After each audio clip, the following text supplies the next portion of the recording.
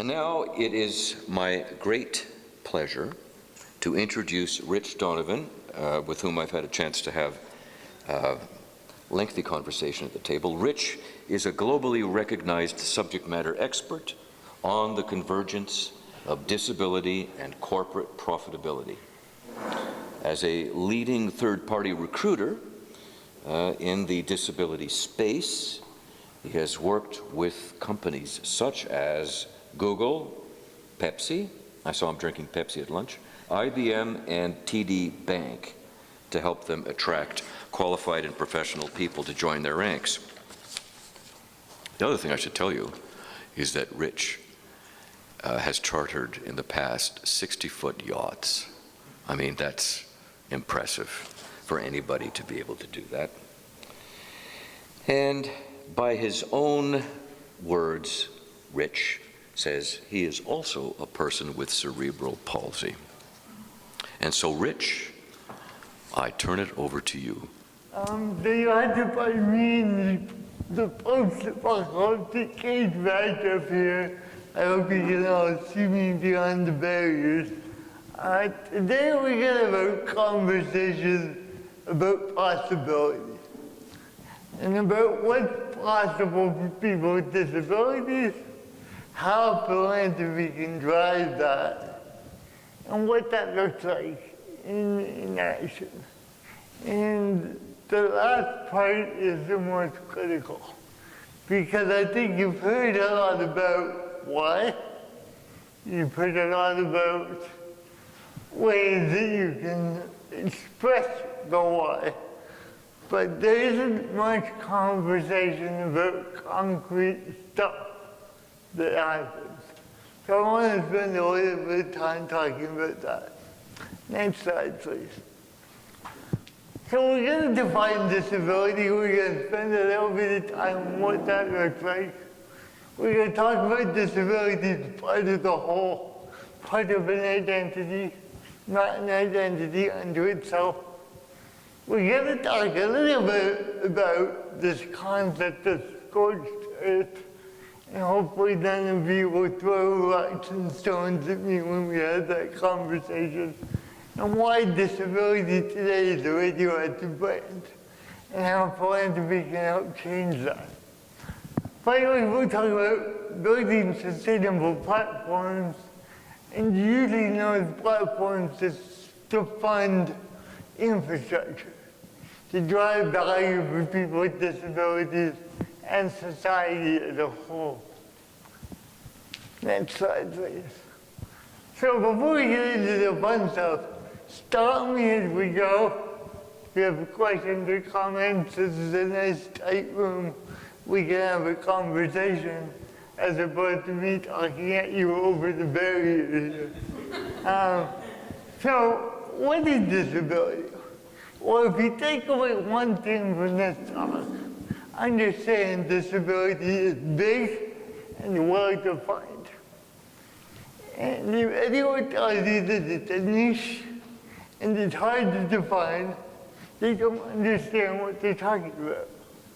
Because it is large and it is very simple to define. I find a lot of books in disability make things far more complex than they need to be. Disability as an individual is part of an identity. Individuals don't carry around medical diagnoses. They don't carry around political, social labels with them in their interactions with society. They walk out the front door, they roll out the front door, however they get out the front door, and they are an individual. And disability is part of that identity, and they choose whether to share that with you or not. It's their choice. If you're like me, you've got less choice in the matter, but most people have a choice. This isn't some medical folder stapled to your forehead that some doctor has chosen to give you. It's far more complex, but it's also far more simple.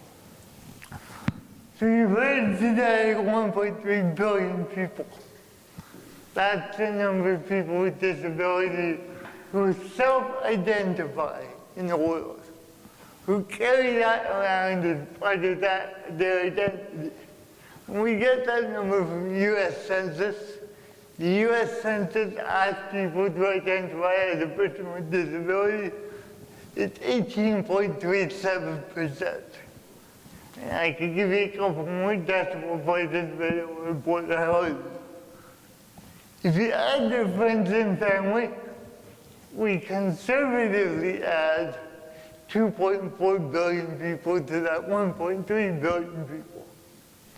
If you add those two numbers up, you get 53% of the global population, who control roughly $8 trillion in disposable income. Your fundraisers, that should make you happy.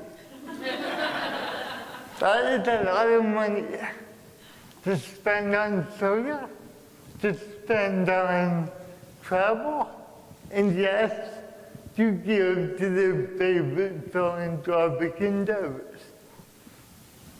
If you add baby boomers to that number, which is roughly 7 million people in Canada, you're talking about the world's biggest, wealthiest cohort that we've ever seen.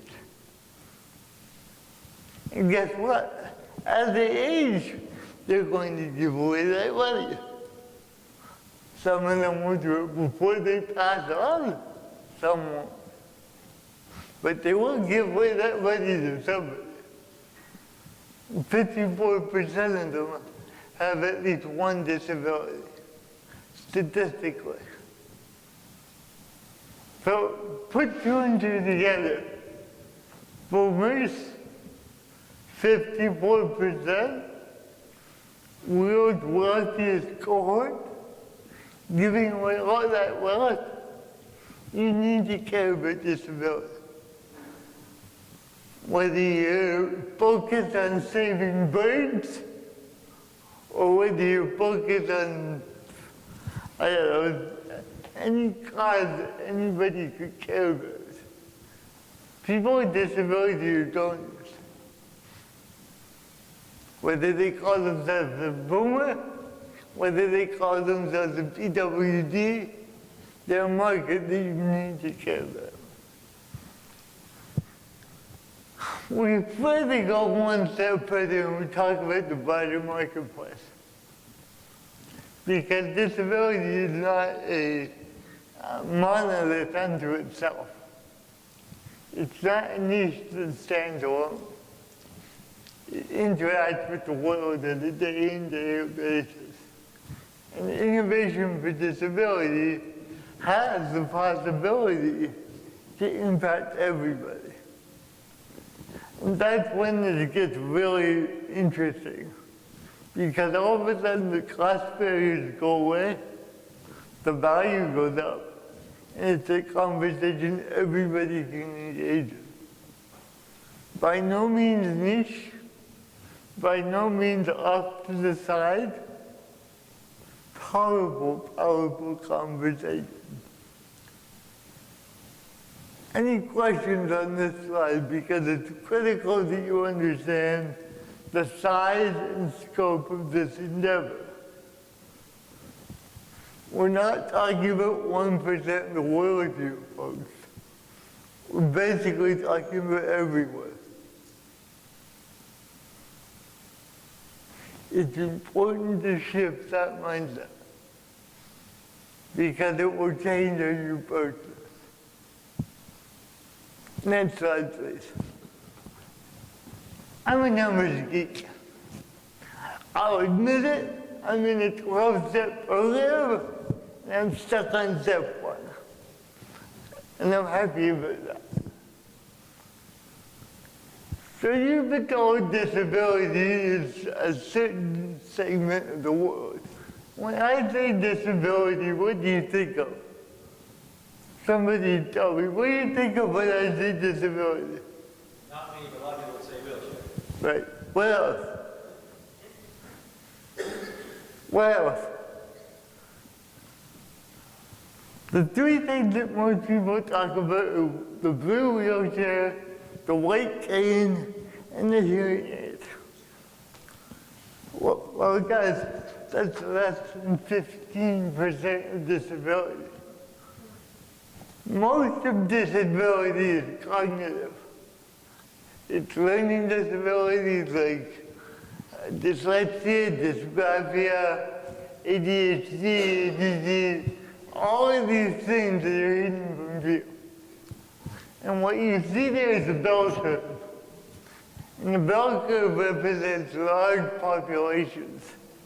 And what you've seen in disability, mostly driven by fundraisers, is the easy part of disability to show. Show the poor dude in the wheelchair trying to get up a flight of stairs, easy. Show the poor dude with the white cane trying to cross the street in traffic, easy. Show the guy with the hearing aid trying to have a conversation at the grocery store, easy. But that represents a tail of the disability population. It's small. And as a group of charities who've tried to use this for fundraising efforts, we've ignored 2.5 standard deviations of the population. 90% or more. And that's nonsensical. That makes no sense to me whatsoever. I could explain it, but it's still nonsensical. So the philanthropy world needs to start to shift to the bulk of that curve. Engaging more people who are part of this marketplace who will get more value because of that shift.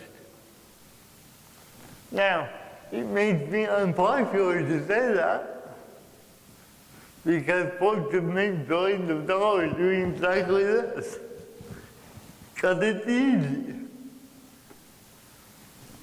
But it's leaving money on the table. It's leaving value on the table, not just a little bit, but a lot. And the economist in me finds that troubling. The social dreamer in me finds that troubling. And it's something we need to address as a community. Next slide, please. We talked about this idea of identity. And we've been very good in the charitable world and the disability world specifically at defining identity as disability. And the reality is that's not how people live their lives. I use myself as an example. I'm a father, I'm a husband, I'm an entrepreneur, and unfortunately, I'm a leaf head. Oh, by the way, I also happen to be a person with disability. That impacts how I see the world, but it doesn't define it. And if you came here from another planet, and you looked at the way the disability world portrays disability, you're only going to see the right side of that slide. And we've made a colossal mistake in doing that. Because what we've done is we've set back people with disabilities 40 years because of it. I know why we did it, because it was easy to raise money doing it. Let me say that again. It's easy to raise money doing it. But what are the consequences? That's the question we have to ask ourselves. Next slide, please.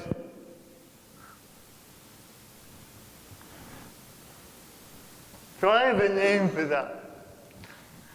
I call it a scorched earth policy. We spent our time raising dollars, raising funds, using pity, fear, and other motivators that we know raises money, but at what cost? As a guy who has to go out there every day, I'm saddled with that brand wherever I go. It's a brand that charities have very effectively created. But we actually end up hurting the people that we're trying to help. Brands like NDAJ's Kids, Autism Speaks, the Poster Child, they set back disability decades just trying to raise money. And you probably noticed I'm not pussyfooting around this. I'm going to call it as it is, because it's about time somebody did. The good news is, there is another way. There is a better way that will raise more dollars, that will help more people, and will drive more value. It's a shift that's incredibly dramatic. It means focusing on value delivery. Gone are the days of condition-based marketing. Why is that gone? Because that's not how people live their lives. That's just not how people live their lives, unless they happen to have an NG behind their name. Inherent in this conversation is an adjustment on the parent side as well, on the caregiver side. Because from a caregiver's angle, who are usually the ones that are engaged early, I don't see many 4-year-olds engaged in disability rights, although that would be a fun meeting. It tends to be the parents who are engaged early. And parents, by their nature, being one myself, want to protect their kids. Again, understandable. That doesn't make it right. That doesn't make it the best approach to take. And we have to understand what this looks like 15, 20, 30 years down the road. It's on us as philanthropy to do that thinking for them. We haven't done it. We've been very poor at that. On the right side of that slide, you see 4 examples of brands that have effectively used people with disabilities as value drivers. Not as spokesmen, not as poster boys, as value drivers. And you can see something interesting about them. Nothing in those visualizations screams disability, because it's focused on other things. It's focused on the things that the people with disabilities actually deliver or experience, as opposed to a mere condition that some doc hung on their neck whenever it happened. It's a remarkable shift, and it's a shift that's going to happen whether philanthropy is involved or not. So it's the question of, do you want to wait until your donors tell you to take a hike? Or do you want to get ahead of it? Do you want to lead it? Do you want to be part of that conversation? I think that's a no-brainer. You just get it done. You get ahead of it. You start to do the hard things today that will get you to tomorrow. I want to pause at this slide for a second because I'll be fair, this is the first time I've spoken about this publicly. I've had many discussions in many bars about this with many people, but I've never actually done this publicly. So I'd like to get some reaction to this if you would indulge me.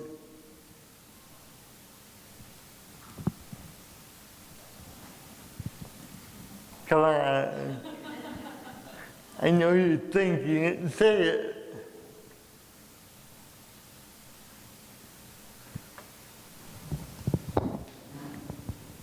I can wait.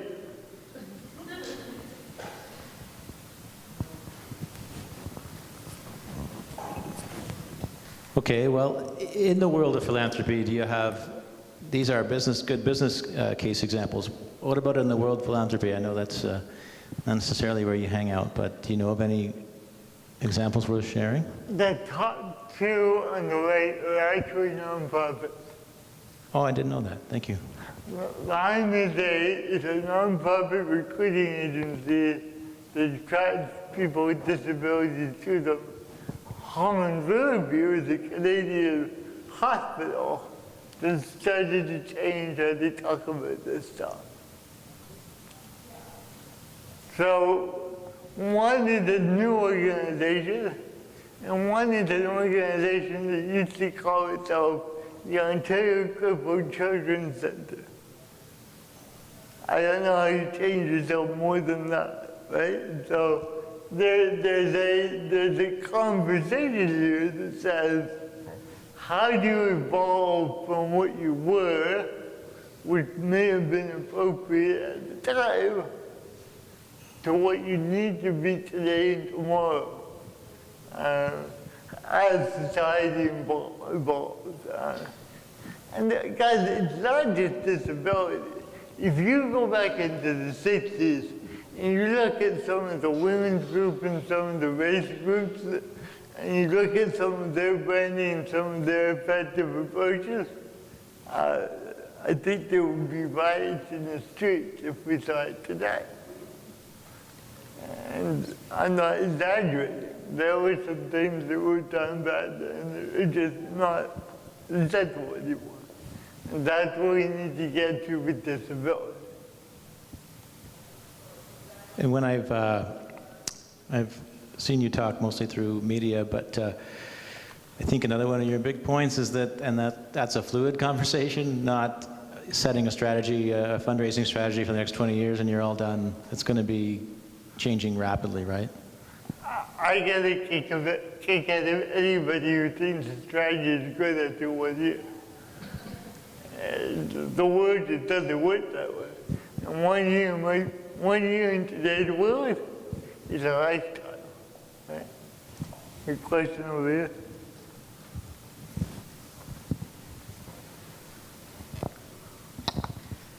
Thanks, Rich. Tracy, you mentioned this earlier too, that money speaks. Rich, do you think that the way that we can build the case is because of the metrics, that we have to be using the economics about what that looks like in the community, the wealth with people themselves who have disabilities, but also within their families in terms of speaking about engaging in philanthropy? Do you think if we don't use the metrics, it won't move forward? Let me put it this way. The donors that you want, the donors that you crave, are typically metric-driven in every other part of their life as well. They're typically successful. They're typically used to benchmarks. They're typically used to being surrounded by numbers. What the hell wouldn't you use metrics, right? I mean, I think one of the problems that we have in disability is we're so caught up in the heartstrings. We're so caught up in this concept of awareness for awareness' sake. Awareness of what? And that's actually a really good segue to the next slide. Next slide, please.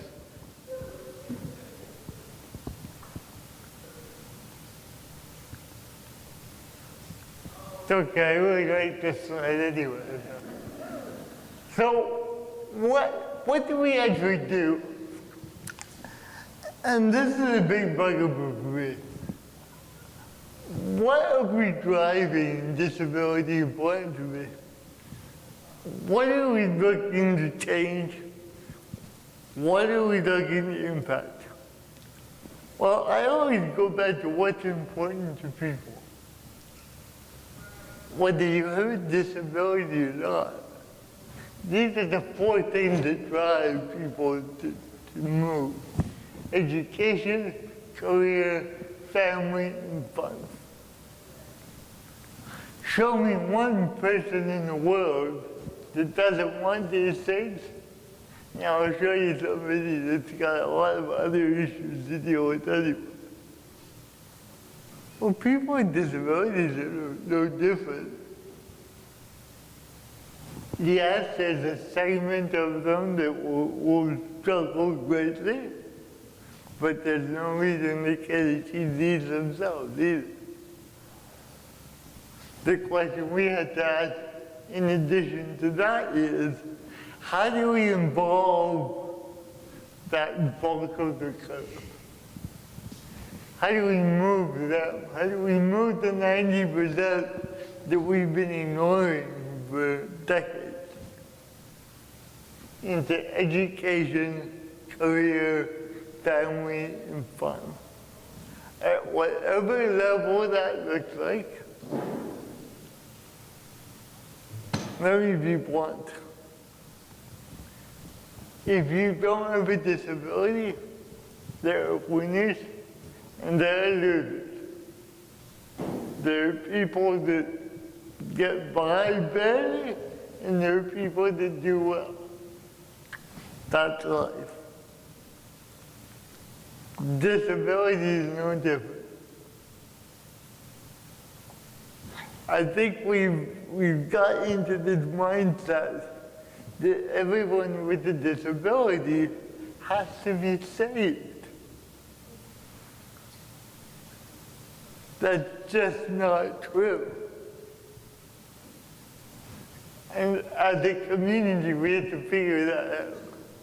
We have to start adjusting for that. And it's gonna be tricky. It's gonna be hard to do.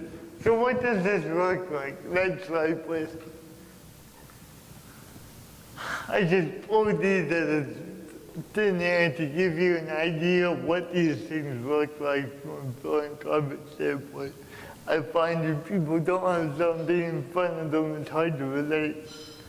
So when you say education for disability, your mind typically goes to special education, something segregated, something out to the side.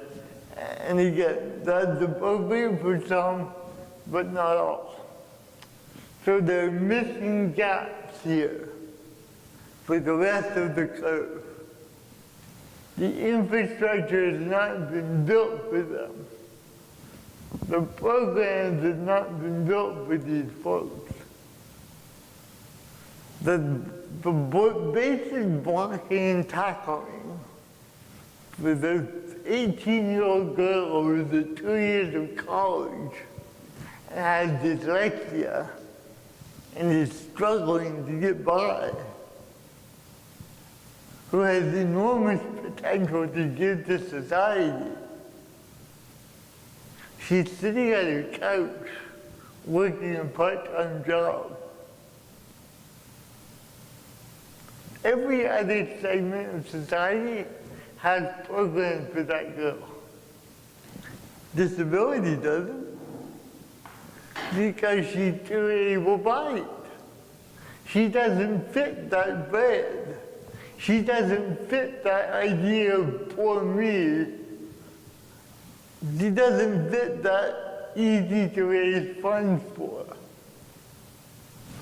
You can go through this entire list, and you can come up with literally decades and decades of fundable programs that will be able to help these folks. So if you're in the room and people look at you and say, I don't know what to do in disability, laugh at them. Because they haven't done their homework. They don't know what they're talking about. There's a lifetime of work here for thousands of organizations around the world. But the question I'll put to you guys is, why is it like that? Folks in this field are intelligent, they're well trained, they've been predisposed to help people their whole lives. So why is this huge opportunity to help literally hundreds of millions of people going unnoticed and going unserved? I'm not going to answer that because I have the first idea. But it's something that you have to struggle with when you're starting to look at this space. It's something that you have to sit down and really have an honest conversation with your teams and yourselves about why this is the case. And once you get there to the answer, you got to figure out, how do I unravel what's been built over the last 4 decades? I sat on the board of a $1 billion charity in the U.S. where 98% of the funds are spoken for before they come in the door. And I look at the size and scope of the issues ahead in disability. And I have a very realistic feeling that undoing what's been done to chart new course forward is going to be incredibly difficult. But the value that's there for society is enormous. So numbers, I'll throw a few numbers at you. The U.S. government spends more on disability than they do on defense. If you cut the unemployment rate in the U.S., assuming all the difficulties in measuring it, and there are difficulties, to equal the quote-unquote regular population, you would add about $140 billion in tax revenue to the U.S. federal government. You add those two numbers up, it's roughly 5% in GDP. I'm an economist. If you tell me you can grow the economy by 5%, I'm your best friend. Why aren't we having these conversations? Why are we out there pounding the table to save people?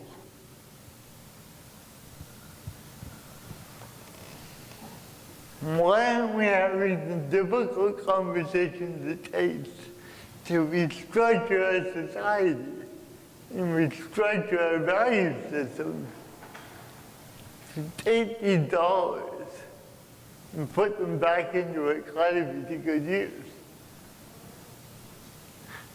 The individuals want those. They want to work. They want those 4 things.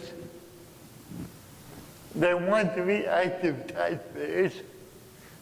I never met anybody that wants to be a taxpayer. These guys do. And we won't let them. I usually don't talk about these things in my speeches. My typical speeches would probably bore the hell out of you. But you guys are supposed to be thinking this way, right? You guys are supposed to be the dreamers. You guys are supposed to be charting a course The guys like me say impossible. Yeah, you got a guy like me standing up here giving you a speech called possible. Something's wrong with that picture. So how do we fix it? We do things like this. Next slide, please. We talk about this concept of possible. And I do believe everything is possible. Somebody once told me if you can think it, you can do it. That guy happened to be an engineer with a disability. I think it was CP actually. But possible doesn't become probable unless you actually do something. Unless you actually make something happen intentionally. And probable doesn't become real until you execute.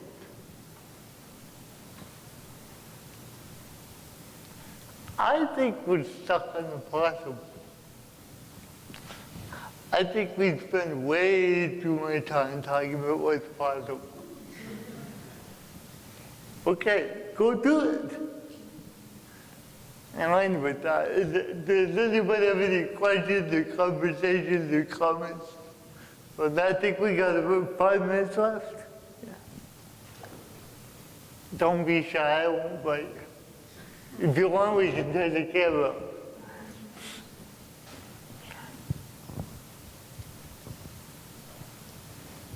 We got one here and one here. Any unique differences in this between Canada and the US that you've noticed? Nothing that would whack you over the head with a sledgehammer, but there is subtle differences. And I'll tell you about two of them. One is regulation and the impact that has, and how that interacts with market size. There's a lot more activity in Canada, but the quality of that activity tends to be lower because it's benchmarked off of regulation. The quantity in the US tends to be lower, but the quality tends to be higher because it's focused on customer demand. And it's a subtle difference. But boy, if you were starting from zero, you'd wanted to get the quality right first and then ramp up the quantity later. And Canada's typically done that backwards. So that's the major difference I see. Tracy?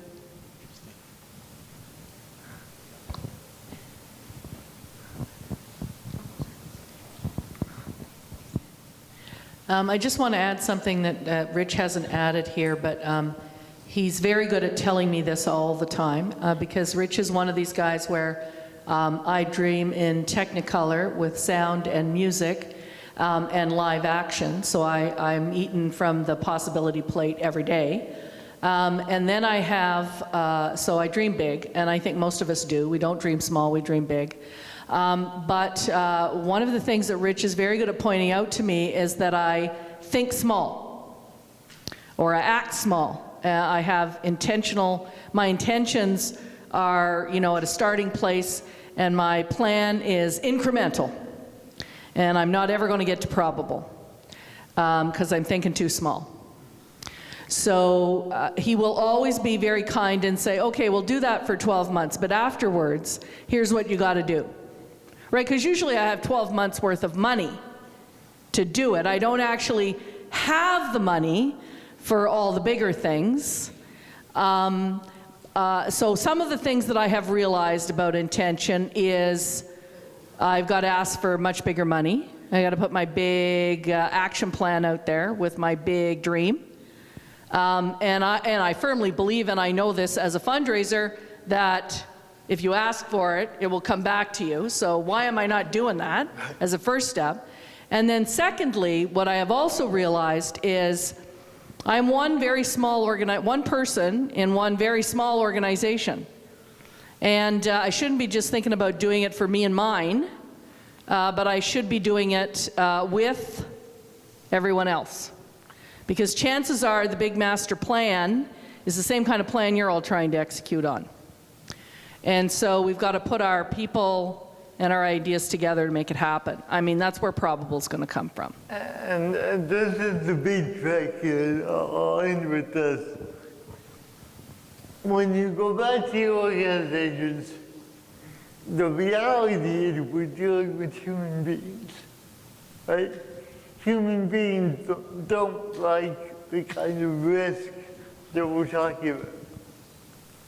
Because we're talking about most organizations in this space telling their donors, you know what, we love you, but we screwed up for the past 40 years.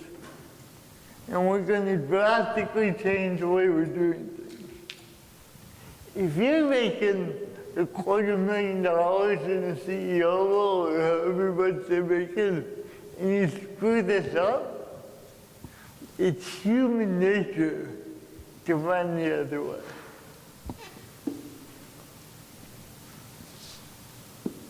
That's the biggest barrier here. It's going to take somebody like me who's foolish enough to say, I'm going to fail spectacularly. And I don't care who thinks I'm an idiot. To go do this once and do it right. But once that dam breaks, the world gets better. People's lives get better. And that's powerful. So just keep that in mind, the reality of risk. I'm a trader, risk is in everything. It's in your organization, so be aware of it when you go back and you try to shake things up and figure out ways to deal with it. Thank you very much. It's been great to talk to you today. This is the 12th and final conference of the Diversity to Inclusion series, which has been an incredible accomplishment over the last 3 years, and you should all feel very proud. We are very proud to have been a part of this, and I really want to thank all of you for joining us today, for helping us wrap this up with another fantastic conference. We joke, but not really joke, that every conference gets better than the last, and this is not the end of the conversation. So please engage with us in social media if you're able, and help us keep this conversation going, because we want to see the government investing in more of these kinds of projects so that we can keep this conversation around our sector going and become more inclusively minded. So thank you all so much. Have a great evening, and take care.